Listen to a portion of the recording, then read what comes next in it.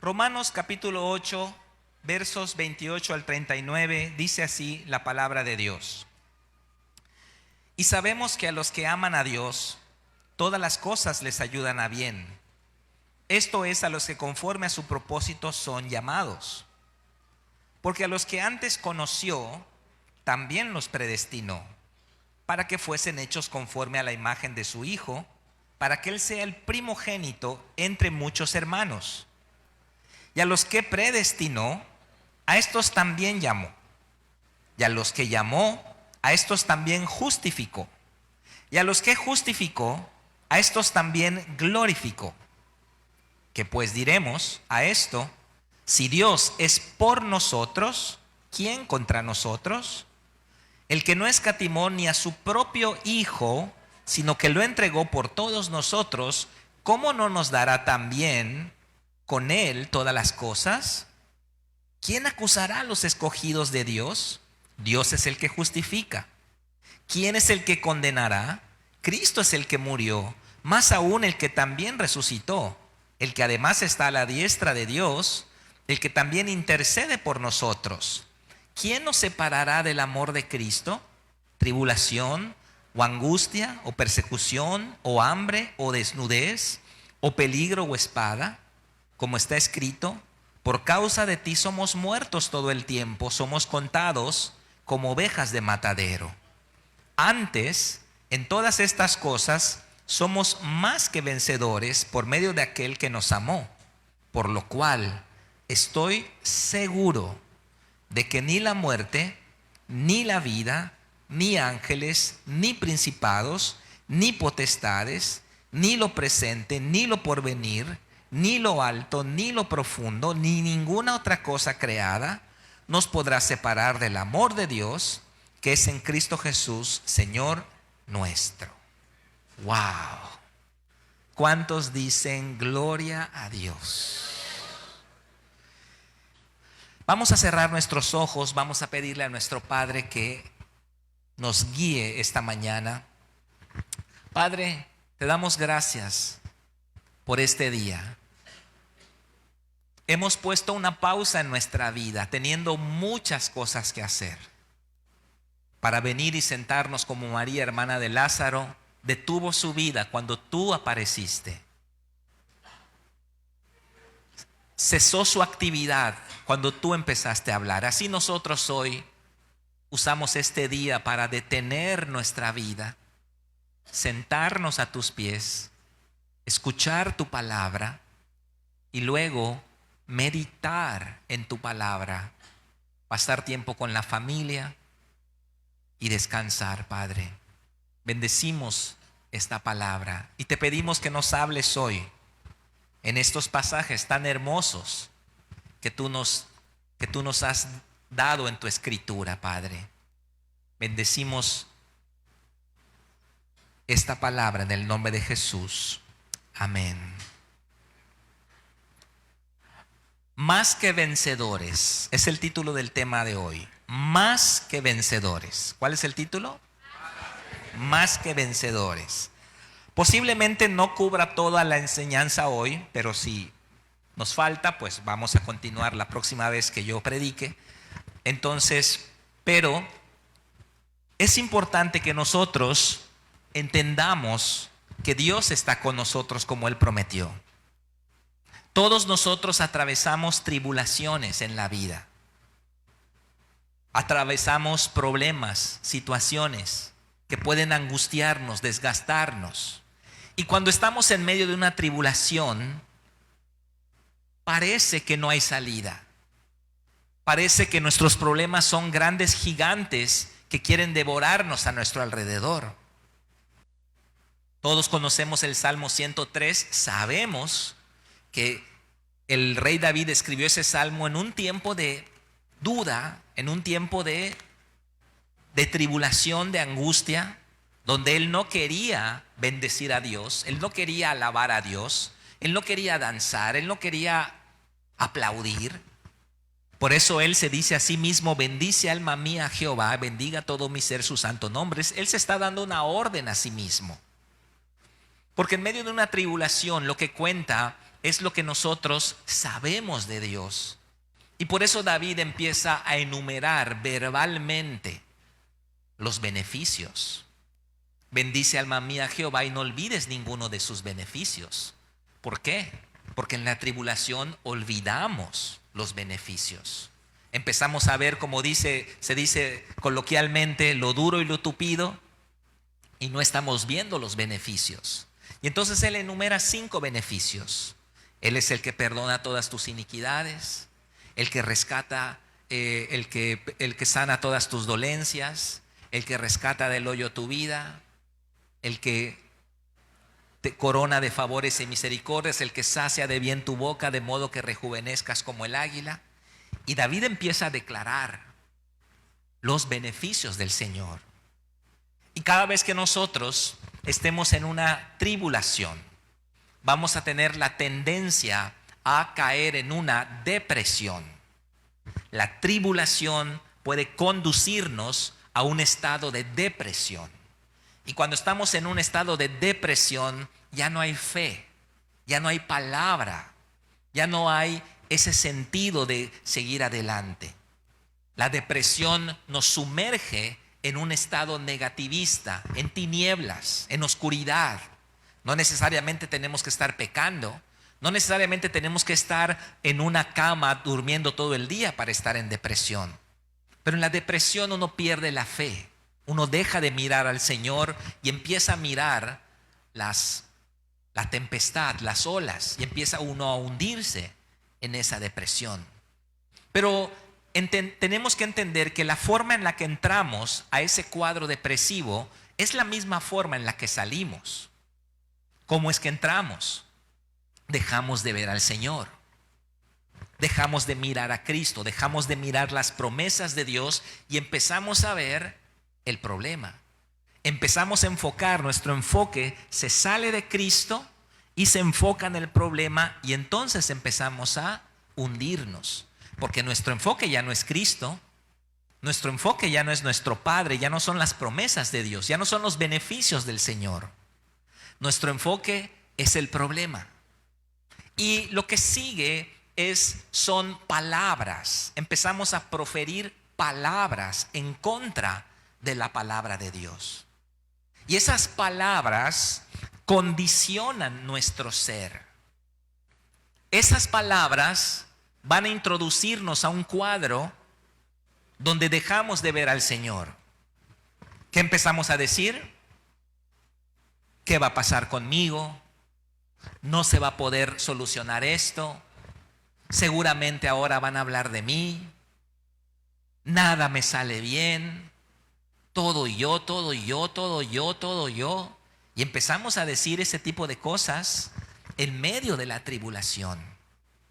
Y sin darnos cuenta, nuestras palabras están produciendo el mismo efecto, pero en sentido contrario que cuando hablamos en línea con la palabra de Dios. Porque la fe se desata con la palabra. Pero también el temor y la depresión se desatan con la palabra también. Hablamos en línea al reino de las tinieblas y el diablo dice: amén, hermano. Amén. Sí, sí, sí, no vas a poder. Oh, sí, sí, sí, este es tu final. Tú nunca vas a lograr nada. Sí, amén, dice Satanás. Y al nosotros estar en ese proceso, sin darnos cuenta, empezamos a hundirnos. Y David sabía que esa fue la forma en que entró al estado depresivo, al estado de temor.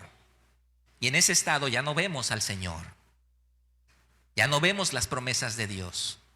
Y empezamos a quejarnos, y empezamos a enojarnos, y empezamos a echarle la culpa a todo mundo. A ellos. Esto que me pasa es por ellos. Ellos tienen la culpa. Y empezamos a buscar culpables por todos lugares, por todo, hasta el presidente de la República. Todos están mal. Pero somos nosotros que estamos entrando a una idea que es irreal, no es real, no es la realidad, solo está aquí en nuestra mente. Y hay gente que pasa años así, hermanos. Años en la amargura, en la falta de perdón, en la depresión. Pero salimos de ese cuadro en la misma forma en la que entramos, con el mismo instrumento, nuestra boquita. Por eso el Salmo 34:1 dice: bendeciré a Jehová en todo tiempo, su alabanza estará de continuo no dice en mi mente, no dice en mi corazón, dice en mi boca. Tengo que declarar las grandezas de Dios. En medio de mi tribulación, en medio de mi escasez, en medio de mi enfermedad, en medio de una situación adversa, como hizo David, tengo que obligarme a mí mismo. No tengo ganas de bendecir, pero bendice alma mía Jehová. No tengo ganas de alabar, pero voy a alabar al Señor. No tengo ganas de glorificar. Lo que quiero es maldecir, lo que quiero es renegar, lo que quiero es salir corriendo y azotar la puerta para que vean que estoy enojado. Pero eso solamente nos va a introducir a un cuadro depresivo, más y más. Y así es como David nos enseña a salir de una situación adversa. Ahora, todos los que estamos acá estamos atravesando cosas. Nosotros en la iglesia hemos pasado momentos también difíciles, lo dijimos hace rato.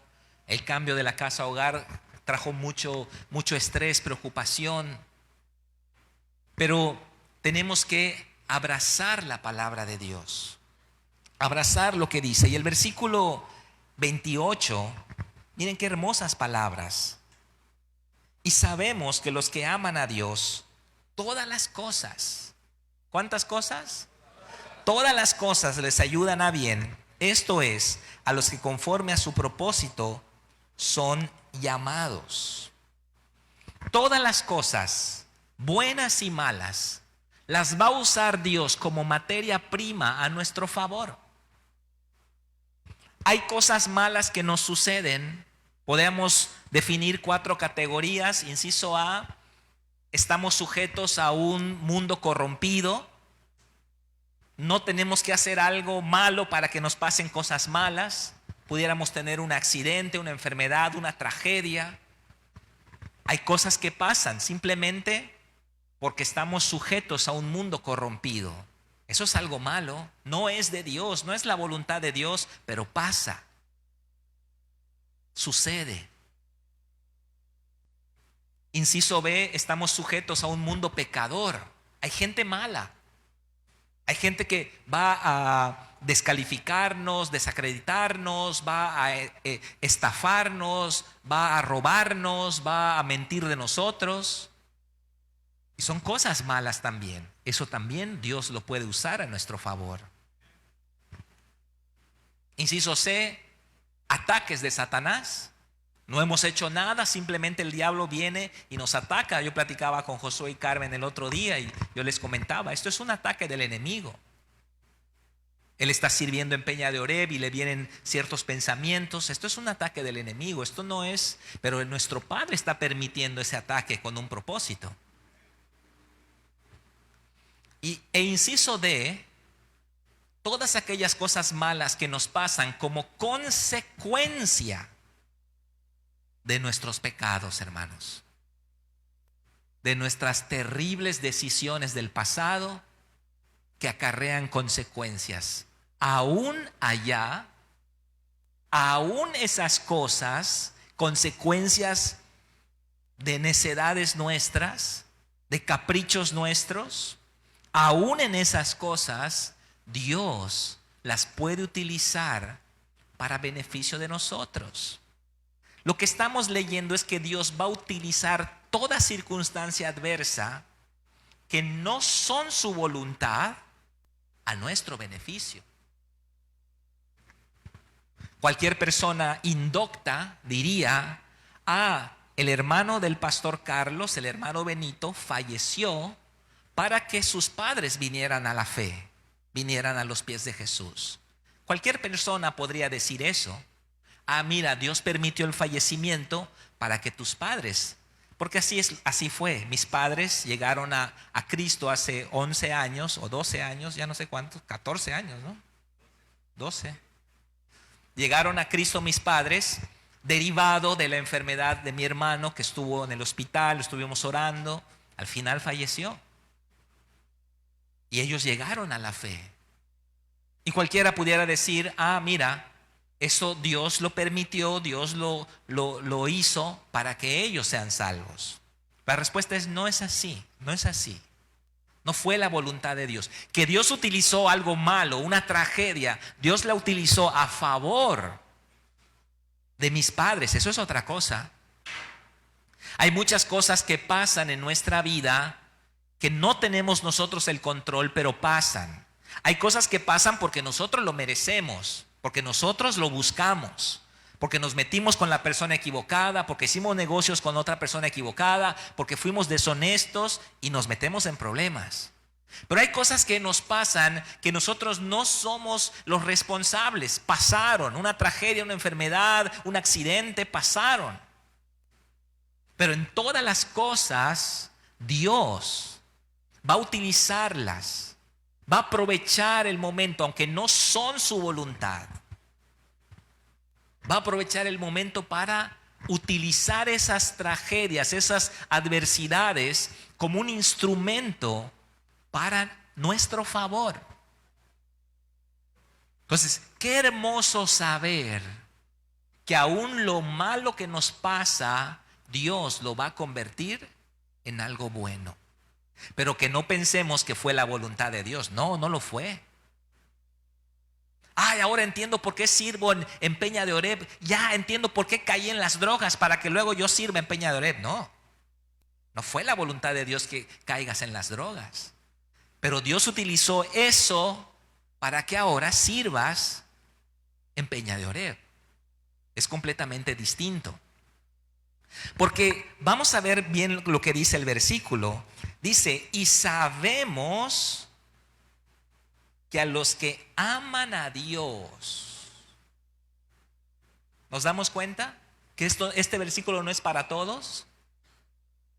Los que aman a Dios, todas las cosas les ayudan a bien. Ese no es un versículo universalista este.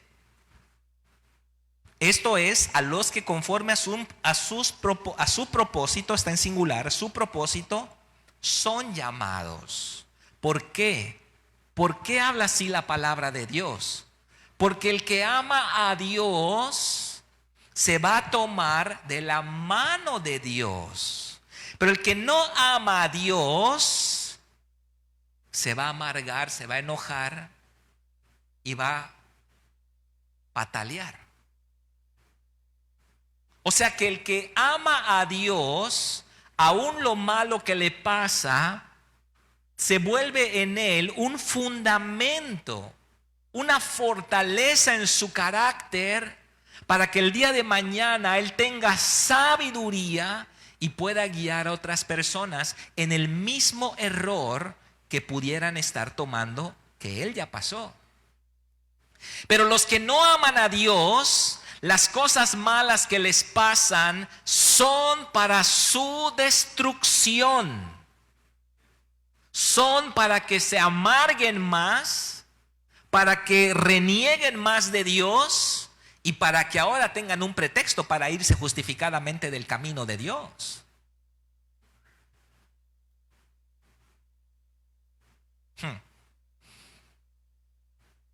Los que aman a Dios se toman de la mano de Dios. Los que no aman a Dios se amargan, blasfeman y reniegan de Dios. Y le echan la culpa a Dios. Mis padres pudieron haber dicho, ¿de qué sirvieron tantas oraciones? ¿De qué sirvió ir tantas veces al hospital a orar por mi hijo? Si mira, al final falleció. ¿Sabes qué? Vámonos. No queremos nada con Dios. Pero eso hubiese demostrado que no amaban a Dios. Son los que estaban solicitando un milagrito. Y cuando mi hermano falleció, yo dije, seguro que mis papás ya no van a querer seguir. Pero continuaron hasta el día de hoy. porque aman a Dios, aún lo malo que les pasó les ayudó para bien. Cada vez que nosotros tengamos una tribulación, un problema, una deuda, una catástrofe, una tragedia, algo que está afectando negativamente nuestras vidas, siempre vamos a tener dos caminos. Podemos enojarnos, blasfemar, insultar, renegar, echarle la culpa al mundo entero e irnos enojados del camino de Dios, diciendo que esos de fuente de vida, todos unos hipócritas. Es clásico, ¿no? O podemos tomarnos de la mano de Dios. Cuando optamos el camino del mundo, lo malo que nos pasó nos destruye, nos amarga, nos vuelve personas de un corazón duro. Cuando tomamos el camino del mundo, ese es el resultado. Ese es el resultado. Y luego vamos a escucharles hablar y decir, yo soy así porque no sabes lo que viví. Yo soy una persona difícil porque mira, me pasó esto, me pasó lo otro. Yo dejé a mi marido porque a mí también me dejaron.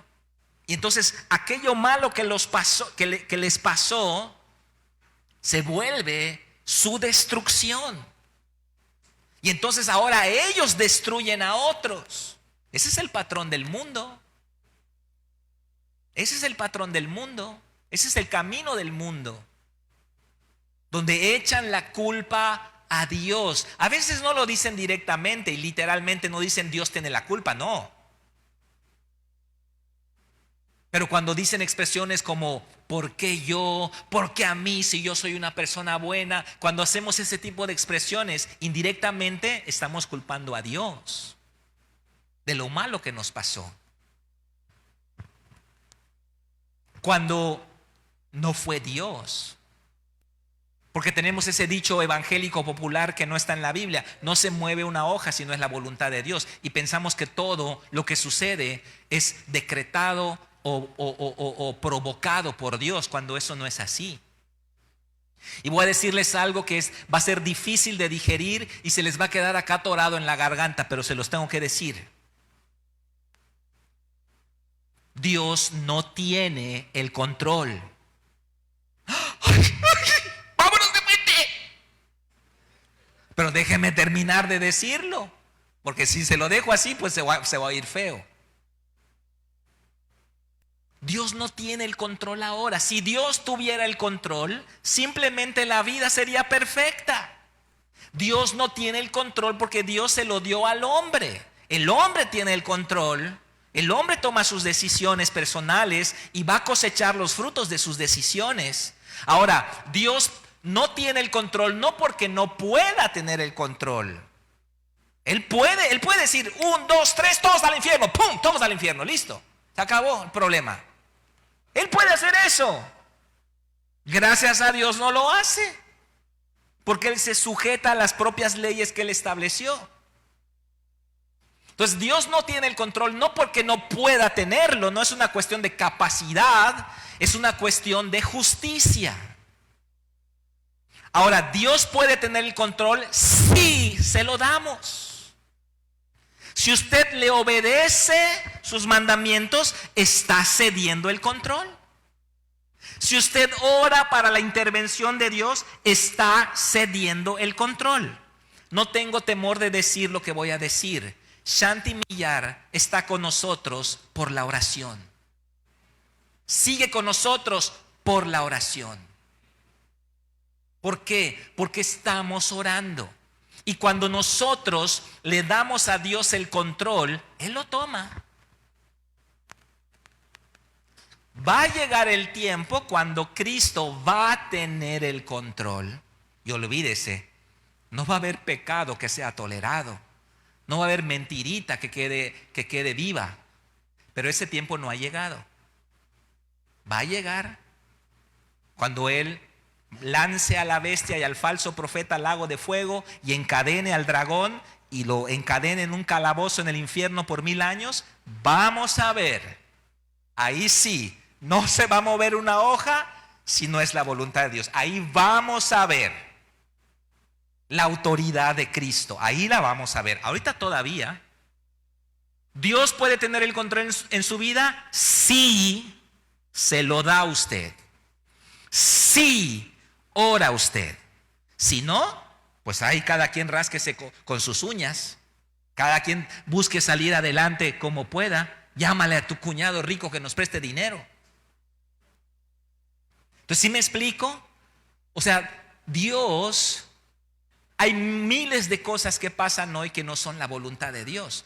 Pero Dios nuestro Padre es tan bueno que va a utilizar todas las cosas, aún las más negativas y nefastas que nos puedan pasar, a nuestro favor si le amamos. Porque si le amamos, en la peor de las tragedias nos vamos a tomar de su mano.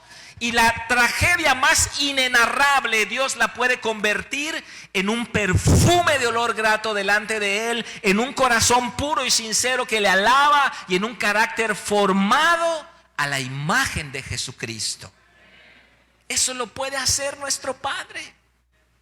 Por eso el versículo no es universalista. El versículo dice específicamente a quienes todas las cosas les ayudan a bien. ¿A quiénes? A los que aman a Dios, a los que obedecen los mandamientos, a los que se toman de la mano de Dios a pesar de lo que han vivido.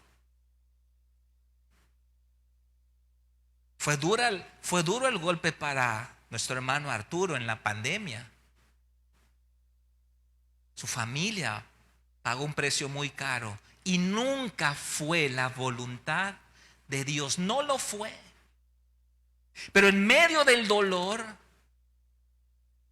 cuando nos tomamos de la mano de Dios, Él utiliza ese dolor como un fundamento para nosotros madurar y crecer en ese llamado que Dios nos dio. Por eso, todos nosotros que estamos acá, que amamos a Dios, levante sus manos. ¿Ama a Dios? A todos la levantan ahora, ¿verdad? Yo no quiero que vean. Todos los que amamos a Dios, todo el pecado, toda la maldad, todo lo que vivimos, todo lo que Satanás nos robó en el pasado, los que amamos a Dios y nos tomamos de su mano, esa maldad se vuelve un fundamento para nosotros ayudar a mucha gente y regresar al hueco inmundo de donde salimos, pero no para echarnos un clavado otra vez, sino para rescatar.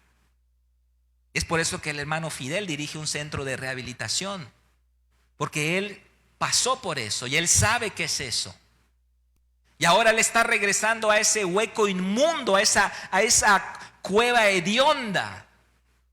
¿Para qué? Para rescatar, porque Él puede entender a los que están allá, porque Él ya pasó por allá. ¿Por qué? Porque se tomó de la mano de Dios. Todo lo que Satanás le hizo, le salió el tiro por la culata, porque ahora Él está rescatando a los que Satanás está dañando. ¿Se da cuenta? Nuestro Padre siempre gana. Nuestro Padre siempre gana. Pero depende de nosotros que todas las cosas nos ayuden a bien. Sumirnos en la depresión no va a ayudar. Encerrarnos en un cuarto mirando la tele todo el día no nos va a ayudar. Hablando mal de otras personas que nos han atacado no va a ayudar. Glorificando a Dios, alabando a Dios, obedeciendo a Dios, dando, aunque usted también esté en necesidad y usted empieza a dar, aunque yo necesito que me den. Así es como, eso es lo que hizo David en el Salmo 103. Y así es como uno sale adelante. Así que la tribulación que estemos atravesando hoy va a beneficiarle. Al final usted va a decir: aquello porque derramé lágrimas, aquello porque me sentí enojado, aquello por lo que estuve derribado, hoy se ha vuelto en un escalón más en mi camino hacia a la altura del varón perfecto, la plenitud de la estatura de Cristo. Así que por eso el apóstol Santiago dice, hermanos, gócense cuando estén en tribulaciones. Porque esa es la materia prima, ese es el laboratorio divino de decir, Dios es como la mamá que llega a la casa, ¿no? Y no hay que cenar y dice, ¿qué hago? ¿Qué preparo? Sobró este poquito de tacos al pastor y sobró ahí arma todo y ya, ¿no? Es lo mismo Dios. Dios dice, ¿cómo fortalezco el carácter de mis hijos? Esta tribulación, hablaron mal de él acá, y Él empieza a usar todo eso al beneficio nuestro. Y al final ganamos. Y el Señor gana.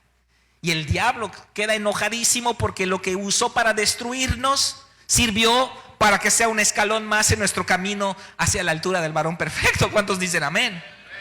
Vamos a dar un aplauso fuerte a nuestro Padre. Vamos a ver los dos versículos y lo demás lo dejamos para otra ocasión. Los dos versículos que siguen, el 29 y el 30. Este es hermoso, le llaman en la teología la cadena de oro de la salvación. Dice, porque los que antes conoció, también los predestinó para que fuesen hechos conforme a la imagen de su Hijo, para que Él sea el primogénito entre muchos hermanos. Aquí entendemos por qué Dios no es como un padre irresponsable que evita que sus hijos atraviesen tribulaciones. Ya sé que no hay acá, pero ya te acuerdas de esas mamás en el kinder y en la primaria, cómo se meten y confrontan a las maestras y regañan a la directora porque regañaron a su hijo. En vez que le enseñe a su hijo o a su hija a respetar a las autoridades, en vez que le enseñe a su hijo o a su hija que debe aprender a obedecer, no, la agarra en contra de la escuela. Y a veces la escuela sí tiene responsabilidad, pero nosotros tenemos que no sacar a nuestros hijos, ¿cómo se dice? No resolverles la vida a nuestros hijos. Y entonces vemos acá la secuencia de lo que está hablando el apóstol Pablo. Dios permite a los que aman a Dios, todas las cosas negativas van a ser usadas para la formación del carácter de sus hijos. ¿Quiénes? Los que aman a Dios, los que conforme a su propósito son llamados. Y dice que ellos fueron predestinados, ¿para qué? Para ser hechos conforme a la imagen de su Hijo. Como si Jesús fuese el prototipo y todos nosotros fuésemos el producto en serie, ¿no? Es como cuando uno va a comprar una casa, hay una casa muestra, es la casa modelo y todas las demás se hacen en serie. Jesús es el prototipo. Prototokos es la palabra griega de primogénito. Él es el primogénito, dice este versículo, para que Él sea el primogénito, prototokos, entre muchos hermanos, para que Él sea el modelo, el arquetipo, el modelo original que sea replicado en nosotros. ¿Y cómo alcanzaremos la altura del varón perfecto si no es a través de pruebas, desafíos, situaciones que van a purificar nuestra fe, dice el apóstol Pedro, mucho más preciosa que el oro y la plata? Sí, nos está saliendo muy cara la casa hogar, pero la fe es más preciosa que el oro y la plata. Y nuestra fe está siendo perfeccionada. Y entonces el apóstol Santiago dice, wow, deben brincar de gozo, de alegría, porque su fe es lo más importante. Es como decía Robert Kiyosaki, ¿no? Decía que una persona que ha sido formada en los negocios y lo pierde todo en una devaluación o algo, un mal negocio, perdió todo, el año siguiente ya es rico otra vez, porque su mayor activo es él. Él ya aprendió, él ya caminó, él ya tiene el carácter. En cambio, una persona que no tiene el carácter y de la noche a la mañana sube a la riqueza, eso es una maldición. Los políticos, los narcos, la gente que hace chafa y se enriquecen de la noche a la mañana, hoy mismo lo leí en Proverbios 21, los que apresuran a enriquecerse son traspasados de muchos dolores. Algo así, no es literal, pero algo así dice. Así que las pruebas, las dificultades, las situaciones, lo que estamos atravesando, las enfermedades que acabo de mencionar en nuestros hermanos, son momentos que van a ser utilizados por Dios. No son la voluntad de Dios. Dios no quiere a Shanti enferma. Dios no quiere a doña Esperancita enferma. No son la voluntad de Dios. Pero Dios va a utilizar algo negativo en nuestra vida. Dios va a utilizar algo, una adversidad, para hacernos madurar, para fortalecer nuestra fe, para que aprendamos a confiar en Él. Y esas cosas nos ayudan a bien. Aunque fueron del diablo tal vez, aunque fueron consecuencias de nuestras malas decisiones tal vez, fueron usadas para nuestro beneficio. Pero eso es para los que aman a Dios. Para los que no aman a Dios, ellos no van a tomarse de la mano de Dios, y lo malo que les pasó los va a destruir más. Los va a hundir, los va a amargar. Los va a hacer personas enojadas con la vida, con Dios, con los pastores, con la iglesia, con el gobierno, con los vecinos, con todo el mundo. ¿Por qué? Porque no se han tomado de la mano de Dios. Y a los que predestinó, a estos también llamó, y a los que llamó, a estos también justificó, y a los que justificó, a estos también glorificó. Vemos en esta cadena de oro de la salvación 5 eslabones. Dios nos conoció.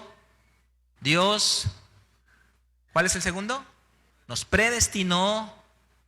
Nos llamó. Cuarto, nos justificó. Y quinto, nos glorificó. Nos glorificó. Algunos de estos eslabones son pasados, otros son presentes y otros son futuros. Por ejemplo, a los que antes conoció, proginosko es la palabra griega, conocer de antemano, eso ya pasó antes de la fundación del mundo. También los predestinó. Eso también ya pasó, ya fuimos predestinados de la fundación, antes de la fundación del mundo. Es a estos también llamó. Ese es el llamado a la salvación. Para mí fue en el año 95, el tiempo presente.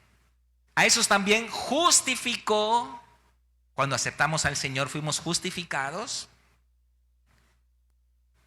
Y a ellos también glorificó. ¿A qué se refiere eso? A la resurrección, a la adquisición de nuestro cuerpo glorificado. Por eso estamos viendo acá el proceso completo de la salvación.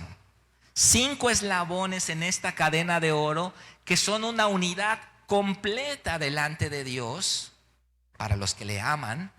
Y algunos de estos eslabones ya sucedieron. Otros están en el tiempo presente, y el quinto eslabón no ha sucedido. Pero ¿por qué entonces se utilizan verbos en pasado? Porque es parte de un plan de Dios consumado. Para Dios esto ya es un hecho. Ya fue hecho para Dios. Hay que recordar que Dios no está en la línea del tiempo con nosotros, o más bien nos acompaña, pero Él no está sujeto a la línea del tiempo con nosotros. No creemos la doctrina de la elección como la predica el calvinismo, que Dios antes de la fundación del mundo, predestinó a algunos para salvación y a otros para condenación. De una manera soberana, Él lo hizo. Entonces no creemos la predestinación por soberanía. Creemos que es una imprecisión doctrinal. No, ¿qué es lo que creemos? Sí creemos en la predestinación, sí creemos en la elección, El tema no es si hay predestinación o no hay, sí lo hay. No es si hay elección o no hay, sí hay elección. Pero no creemos que sea elección por soberanía, donde Dios dijo tú sí, tú no, tú sí, tú no, tú sí, tú no. Y el que sí es predestinado, sí o sí va a ser salvo, pase lo que pase, al final va a ser salvo. Y el que no es predestinado, él, pase lo que pase, nunca va a ser salvo. Y Jesús no murió por él, y el Espíritu Santo nunca va a tratar con él. Y aunque le prediques 1000 veces el Evangelio, él no va a ser salvo. No, no lo creemos así. Porque eso va en contra del carácter de la justicia de Dios. Tenemos que entender a Dios en la justa dimensión de sus atributos. Nosotros creemos la elección por presciencia. No dije presencia, dije presciencia. La presciencia es en el griego prognosis, que significa el conocimiento anticipado de Dios, forma parte de su omnisciencia, que Dios sabe todas las cosas. Entonces, ¿cómo funciona la elección? Eso lo dice Primera de Pedro 1:2. Elegidos según la presciencia de Dios para ser santificados conforme a la imagen de Cristo. Nosotros creemos la elección por presciencia. ¿Qué significa? Que Dios de antemano supo quiénes, asistidos por la gracia de Dios y por la prédica del Evangelio, elegirían voluntaria y libremente abrazar a Cristo y permanecer en Cristo hasta el final. Y entonces a ellos, según su presciencia, su entendimiento, su conocimiento anticipado, los eligió.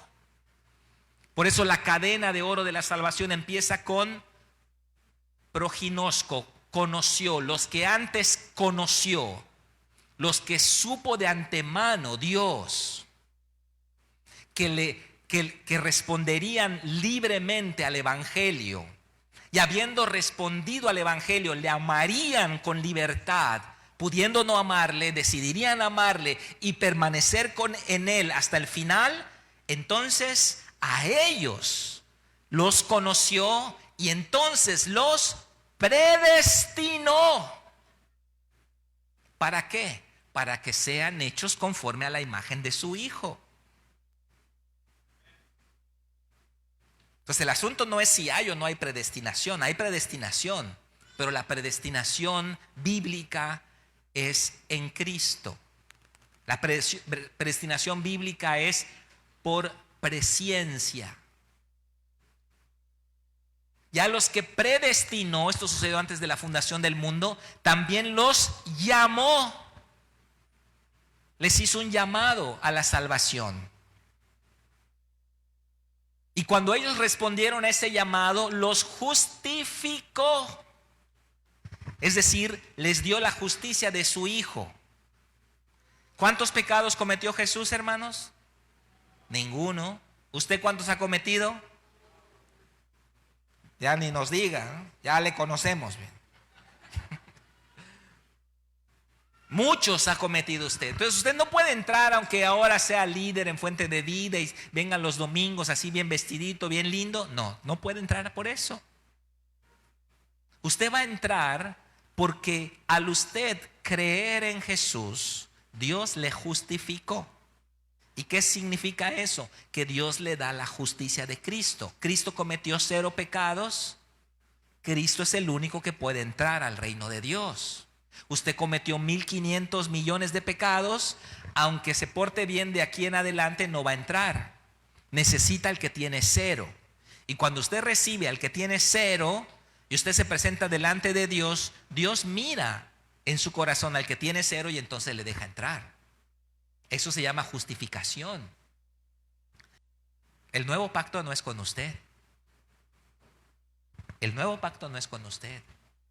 Muchos han entendido mal el nuevo pacto. El antiguo pacto es Dios y el hombre.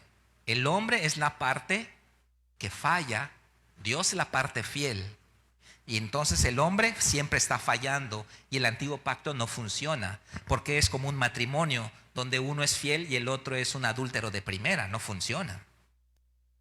Y entonces pensamos que el nuevo pacto es Dios y el hombre, ahora el hombre renovado, nacido de nuevo, redimido. Pero eso tampoco no es el nuevo pacto. Porque ¿a poco usted nunca volvió a pecar después de su bautizo? Entonces usted no puede ser un pacto perfecto, porque usted todavía tenemos el mismo problema del antiguo pacto. Por eso el nuevo pacto es Dios y el hombre. ¿Qué hombre? Jesús. La parte divina perfecta, la parte humana perfecta. Este pacto no se puede romper, es perfecto. Nosotros entramos indirectamente en Cristo. Wow. Wow. Nosotros entramos en Cristo. Entonces no es una relación directa, Marita con Dios, Marita con... No. El mediador es Cristo. Cristo está en medio de nosotros. Si quitamos a Cristo, aunque su cara esté muy linda, ya reprobó. Cristo es el mediador del pacto. Pero nosotros, la voluntad del Padre es que seamos conformados a la imagen de Cristo. No porque eso sea para salvación, sino porque es la voluntad de nuestro Padre. No solamente salvarnos y de ahora en adelante tú sigues solo en tus fuerzas, no, sino que Él va a utilizar todo nuestro contexto adverso, todas nuestras dificultades, temores, dudas, todo lo va a utilizar para formarnos y que seamos hechos a la imagen de su Hijo. Por eso a los que antes conoció, también los predestinó para que sean hechos conforme a la imagen de su Hijo. Y a los que predestinó, a esos también llamó. Y a los que llamó y respondieron positivamente, a esos también justificó. Y a los que justificó también glorificó. Eso no ha pasado, pero está en tiempo pasado el verbo. No ha sucedido la resurrección de los muertos. No tenemos el cuerpo glorificado, pero Dios nos está asegurando que los que aman a Dios, escuche lo que voy a decir, los que aman a Dios y permanecen en Cristo no pueden perder su salvación. Ellos no pueden perder su salvación porque están en Cristo. Si usted se aparta de Cristo, su futuro es incierto. Pero si usted permanece en Jesús, por eso dice el apóstol Pablo, por lo cual estoy seguro. No está hablando de una certeza, de una seguridad. Entonces el dilema clásico, ¿no? ¿Se pierde o no se pierde la salvación? La respuesta es no, si permanecemos en Cristo. Nuestro trabajo es permanecer en Cristo. Pero si nos separamos, sea que hayamos sido salvos o no hayamos sido salvos, nuestro futuro es incierto. La permanencia en Cristo, en la manera en que le recibisteis, permaneced en Él. Tenemos que para ser salvos, tenemos que aceptar a Cristo y permanecer hasta el final. Entonces, ¿a quién elige Dios? ¿A quién predestina Dios? A los que, según Dios, en su presciencia, supo de antemano, antes de crear el mundo, Él supo quiénes responderían positivamente al Evangelio en el año 2020, 2015, 2001, 1995, quienes responderían positivamente al Evangelio y le amarían libremente, se tomarían de su mano en cada situación y permanecerían hasta el final. A ellos escogió y a ellos todas las cosas que les suceden obran para bien. A ellos. ¿Es usted uno de ellos? No. Vamos a ver. Vamos a verlo. Si de acá a un año no está acá, entonces estaba nada más aquí calentando la silla. Amén. Vamos a dar un aplauso a nuestro Padre, nos ponemos de pie.